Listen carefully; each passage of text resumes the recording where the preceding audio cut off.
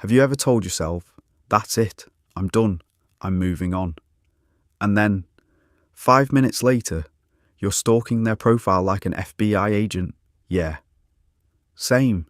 Today we're talking about the real reason we can't move on. And trust me, it's not because you're weak. It's not because you're too emotional. And it's definitely not because the universe wants you to suffer. It's something much deeper. Let's start with a simple truth. We don't miss the person. We miss the feeling. Think about it.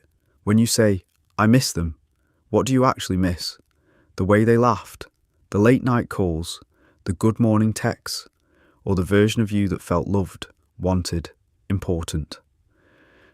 Most of the time, we're not attached to the person, we're attached to the version of ourselves that existed around them, and that's powerful. Our brain loves familiarity, even if something was toxic, dramatic, confusing, or full of red flags the size of a football field. If it's familiar, it feels safe. You know what's scary? The unknown. Moving on means stepping into uncertainty. It means no more routine, no more their notifications, no more knowing what's coming next. And the brain hates uncertainty. It would rather replay old memories than face a blank future. That's why you suddenly remember only the good parts. You forget the arguments. You forget the disrespect. You forget the times you cried. But you clearly remember that one perfect sunset together like it was a movie scene. Our minds are funny like that. Here's another reason we can't move on. We confuse pain with love. Let me explain. If something hurts deeply, we think it must have been important. We think, if it didn't matter, it wouldn't hurt this much. But pain is not proof of love. Pain is proof of attachment. And attachment is just habit mixed with emotion. Imagine drinking coffee every single morning for a year. One day you stop. You'll feel weird, right? Not because coffee was your soulmate, but because your brain got used to it. People are like emotional coffee. When they leave, your system goes into withdrawal.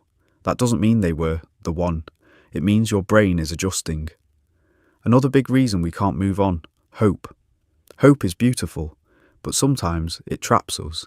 We hold on to maybe. Maybe they'll text. Maybe they'll change. Maybe one day things will be different. And as long as maybe exists, we don't fully let go. It's like keeping the door slightly open. Not fully closed. Not fully open. Just stuck. But here's the problem. While you're waiting at that half-open door, life is happening somewhere else. And here's something most people don't talk about. We're not afraid of losing them. We're afraid of starting over.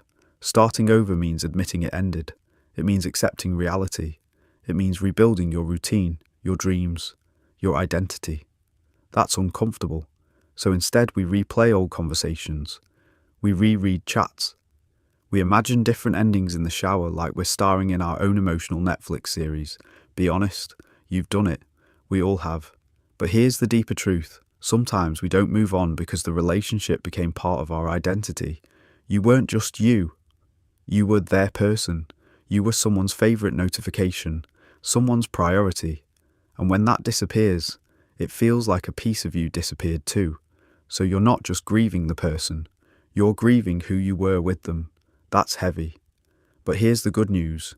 If you could become that version of yourself once, you can become an even stronger version alone.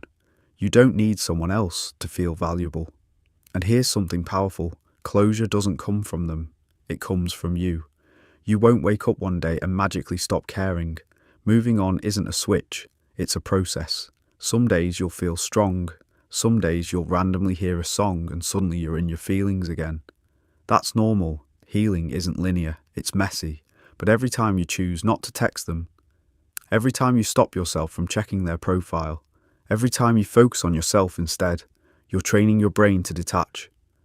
And slowly, without you even noticing, they'll take up less space in your mind. One day, you'll think about them. And it won't hurt. It'll just feel like a chapter. Not the whole story. So the real reason we can't move on, because our brain loves familiarity. Because we're attached to the feeling. Because hope keeps the door open. Because we're scared of starting over. And because we forgot that we are whole on our own. But here's the twist. Moving on isn't about forgetting. It's about choosing yourself again. And that choice, you can make it today. So let me ask you something. Are you holding on to them? Or are you holding on to the comfort of what used to be? Think about that, because the moment you answer honestly, that's the moment you truly begin to move forward.